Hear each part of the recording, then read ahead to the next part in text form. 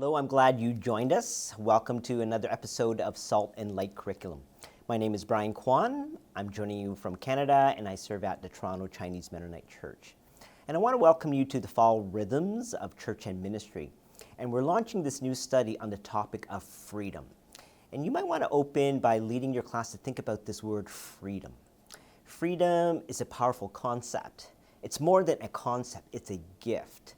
And freedom is a gift that's given to all of us, but often we don't steward it well because often we take it for granted. Sometimes we abuse the freedom, but it can be used for good. And this is where Unit 1 points us. This unit brings us to 4 lessons on freedom. Okay, on page 1 of your guide, I really appreciate Leo Hartshorn's article on the politics of reading the Bible. And he gives us some very helpful reminders about how we approach Scripture. Every person comes to Scripture with their unique worldviews and their biases.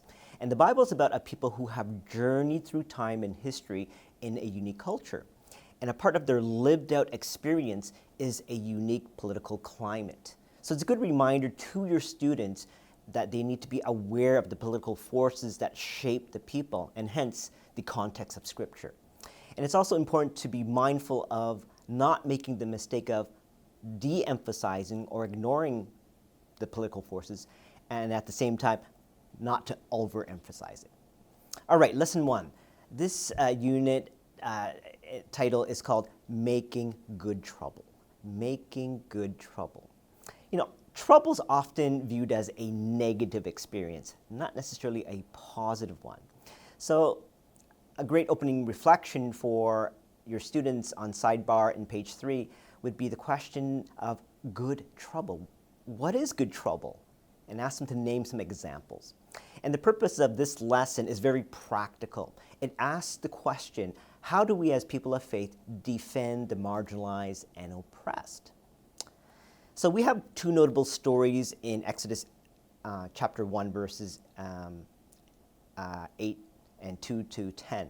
In the first section, we see the political power, the power of Pharaoh, and how he exerted that over his people. You might want to discuss how governments use political power in a coercive and subversive way.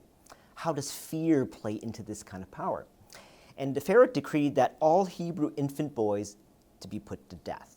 But against this power, we see 2 courageous women, 2 midwives, Shiphrah and Puah. And they were surrounded by fear of the Pharaoh, fear of following his decree, fear of not following his decrees. And they were stuck between a rock and hard place. But what power did they have? These 2 women made a decision to protect and defend the innocent lives. And what was their power? Their power was the power of God's Spirit. So they disobeyed the law of the land, putting themselves at great peril. Verse 8, it says, "So the king of Egypt summoned the midwives and said to them, 'Why have you done this?' and allowed the boys to live." The midwives said to the Pharaoh, "Because the Hebrew women are not like Egyptian women. They are vigorous and give birth before the midwives come to them." I would have expected instant execution, death penalty. But what an answer they gave. With God on their side, they were a symbol of resistance, non-violent resistance, standing for the whole people of Israel. And so impressed with their stance that the Pharaoh spared their lives. Not only did he spare their lives, God acknowledged their faith by blessing them. So we also have a second story where baby Moses was rescued. And what is the role of Miriam, and where is God in the story? Well, God is in the background, behind the scenes, and he had raised up his people to resist the power of Egypt. And he's the one that stands with the enslaved and the oppressed and the threatened. And Miriam, she had prepared her son in the basket and sent him down the Nile. So you might want to ask your students this: was her job done? Was she just passively waiting to see what would happen, hoping for the best? I love this commentary which says this: Miriam was not done. This was her standing her ground. She would not run away, leaving Moses on his own. She was ready to act and to commit whatever happens. She was determined, come what it may, to find a way to intervene to defend the baby's life. And that is precisely what she does. She was not going to hide or remain at a distance, even if that would be the safest and quite defensible action, seeing the odds. She is really ready to reveal herself as the one associated with the child, which is, again, exactly what she does, and knows what consequences that might have been.